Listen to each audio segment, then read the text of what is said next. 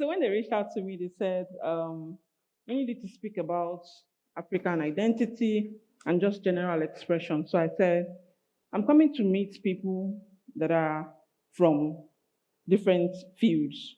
Some of you are probably writers, some of you are fashion designers, some of you are graphic designers, some of you are aspiring architects, and just other fields. So I said, I'm going to come at this from a perspective of identity from the place of creation, meaning that when you create something and you want it to feel, sound, look African, how do you go about it without doing the cliche thing, which is putting Ankara on it, brown color, small cowrie, and it have African. So, do I just, okay, so this is the first issue, which is like this general idea of what an African thing is supposed to look or sound or write, how it's supposed to be written, right? So there's just that little sprinkle of triangular pattern, put small cowrie thing on it, or some people even go as far as putting zebra or talking drum, and then when they put the woman with the scarf, we are good to go. But there is much more to being African than just these three generic things. Africa is not an aesthetic, it's not makeup that you put on and then it's not pressing you. Ah, okay, that's the page. Yeah, so that's his final. Africa is not an aesthetic. Yeah, it's not something that you put on and you take off. It's not a mask that you wear and you take off. Like it's inside all of us. It's inside me. It's inside you. It's your origin. It's even your future. Well, so for some of us that will not jackpot, it's maybe your future. So typically, when people want to make something feel African, this is the checklist that they go through, right? So they add, just like I've mentioned earlier, you add the patterns, you use color brown. When you put the pattern, you put the color brown, taste it. Ah, something is missing. Let me put small talking drum, and then you taste it again, and you're like, yeah, this is African now, right? But beyond that, after years, centuries of doing that same one thing, of displaying Africa on the surface of what Africanness can be, we begin to lack what I call cultural depth, right? And now what does that look like? Before, we were very, very expressive, even before we were visual, right? This means there is depth of meaning behind a lot of the things that we used to do. An example is this first image, which is the entrance of a compound. The design on the entrance of every compound in where I come from is different. It differs from house to house, and it's not just generic, right? It made sense to the people living within the house, and it communicated to the people that are coming into the house, right? This second image is the image of Uli. It's a traditional tattoo from Igbo land, right? It tells the story of migration, tells the story of sunshine, of unity, of love, of travels, of pain. All of these things had a meaning, right? And then this third picture is the picture of a titled Igbo woman in Igbo land, right? She has like this everything is very heavy. Oh. Please and stone somebody head. Oh, Lord, so this is not it's not something that was just put together willy-nilly, right? It was curated for a particular purpose. And anybody that sees her automatically knows who she is and what she represents. Okay, so that was before. We were expressive, it was meaningful, it was deep. Now we are flattened culture. And this is what we lose when we flatten culture. We lose the nuance, right? The nuance basically means the context behind something, the story behind something, the depth around it. It means that when you place something here, it makes sense. But then if you take it and put it here, it might perform a little bit differently. And that's because that thing is nuanced. An example is, let me say, a Yoruba man now wearing his fila. People that are from you, are you Yoruba people? Yeah, beautiful. It's okay. We know you. it have do. So when you wear your filler, right? When you put it on the left hand side, you know that it means something different from when you put it on the right hand side. It's just filler. So you would have anybody that is, let's say, a graphic designer that was putting together a poster now about culture, will probably put a Yoruba man. Maybe we are talking about young people, vibrant people on the poster, and then you put a Yoruba man that is wearing his filler. I don't know like which one is married and which one is unmarried now, but then this one on the left is unmarried. Yeah. Okay. So then you have like a man that has his filler on this other side, and then you are like, oh, I'm done. But anybody that is steeped in the culture sees that and automatically believes that, oh, this man has to be married. So this probably is speaking to people that are married. So what I am asking us to do today as Africans that are writing stories about Africa or about anything you're writing stories about, if it touches anything African, if you're designing houses that are supposed to communicate Africa, if you are creating banners, posters, if you are designing textile, if you're writing a story, if you're whatever it is that you're creating, if you're writing a song that is supposed to reflect Africa, I need you to go beyond the surface and go a little bit deeper. The way I think about it in my head is somebody who is standing straight, and then there's a cloud, like you're standing, like you're a very big giant, right? And your head is in the cloud. I need you to come, just bend a little bit and see the reality of what is down here, away from the cloud. Yeah. So if Africa is not an aesthetic, then what is Africa? Africa is a system of meaning, just like I've explained about the filler, right? Everything has meaning. Everything gets why. Africa is language. Africa is rhythm. Africa is storytelling. Africa is context. So these are a couple of examples of what I think would explain my point a little bit better. The first one is, I've changed you. Okay. Yeah. All right. The first one is proverbs, right? I don't know how many of us are still connected to the proverbs from where we come from, but a lot of these proverbs are deep in, like, deep philosophies. An example is this particular one that I love from you. I love Yoruba proverbs. I'm an Igbo girl, but you see Yoruba proverbs, A1, right? So the first one that I really, really liked from the Yoruba proverbs that I found is Aluya ni ilu ofe, meaning pe. Are you confused? The way you found your face, Aluyani Lofe, meaning that the literal meaning is any drum that is given to you that's free of charge, you will beat it until it tears.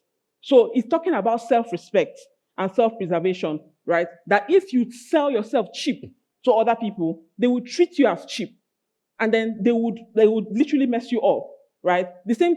There's something similar in Igbo. I don't know the Igbo version of it, but it's like saying if whatever dog, my mom used to tell me that, so whatever name you call your dog is the name your neighbor will call it. Meaning that whatever it is that whatever pedestal you put yourself on is the same pedestal that other people will put you on. That's how deep our proverbs are. And I need us to connect right back to it. So Africa is a system of meaning, and our proverbs is an example of that. Another thing that makes Africa a system of meaning is the symbols that we have. Now, I don't know who is the designer here. If are not many, we need to change that to come and do design course. So, symbols. Typically, if you see a shape that is like this, what does that mean? It's a house, right?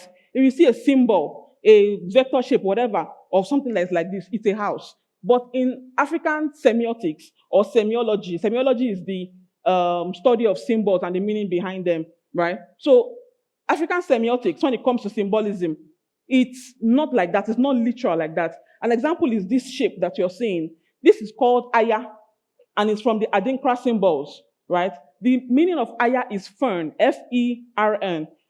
Fern is a type of plant that grows in a very difficult place, right? So Aya, as an Adinkra symbol, means perseverance. It means to endure in the face of trouble, in the face of hardship, to endure, right? To just do your best and get out of it. That's what if you're not looking at me again, no wahala. No wahala, no wahala. Fine people have entered, that's why. So that's what Aya means, right? Now, instead of us to take a symbol that literally means something in African semiotics, we take a symbol and we take an object, by the way, we look at the circumstance surrounding that object, and then we give that symbol the meaning of that circumstance. That's how we create our own meaning. So anybody that sees this from the Adinkra symbol knows that it means endurance, right? So if you use this on your design, let's say you use that as a pattern or something, whoever it is that's looking at it that knows Adinkra symbols will automatically know what the meaning of that is. The third one is our stories. Anybody know Ijapati Roko here? Nobody? Everybody will need them. Nobody knows Ijapati Roko. Nobody knows Olurombi, the story of Olurombi, right? Exactly. Those stories that were told to us, they were meant to pass knowledge to us, right? They were meant to teach us something. That's why at the end of every story, they will tell you what is the moral lesson that you've learned from this African story, right? If you're an Igbo person here, you know the story of the tortoise and the elephant. Wambe, isini patonye. Wambe, isini patonye. That is the story of the tortoise and the elephant and the story of deception, basically, right? So all of these stories were taught to us to warn us to avoid greed, be a good friend, share what you have, all those kind of things. There's another, there are a lot of stories like that we know, and there are some that we don't know. So I want to give us assignments. Who go do one? 20 marks. How many marks people do in Covenant University? 20, 70, 100 marks. So what I need you to do is I need you to go back home and speak to, not go to your house, I mean like you can call them, but speak to the custodian of your culture, right? It could be your mom, your dad, your auntie, your grandpa, your grandma, whoever, and tell them to just tell you stories. Let them tell you real life stories. Let them tell you fictional stories. Let them just tell you what happened while they were growing up, right? That way you have something that you can pass to your children about how your lineage, traveled, how they lived, how they grew, how they endured. And that if you are a storyteller, you write stories, whether fiction or non-fiction, this could also help in how you create stories as well. One of the things that I really like about African stories is that beyond teaching us lessons, it teaches us the structure of how a story is supposed to be. Do you understand? Like subconsciously, when they start a story with, in the land of animals, there was a famine, again, hook. You're like, oh, famine, okay, what now happened after that one? Do you understand? So it kind of teaches you the structure of how a story is supposed to be subconsciously. My time is over.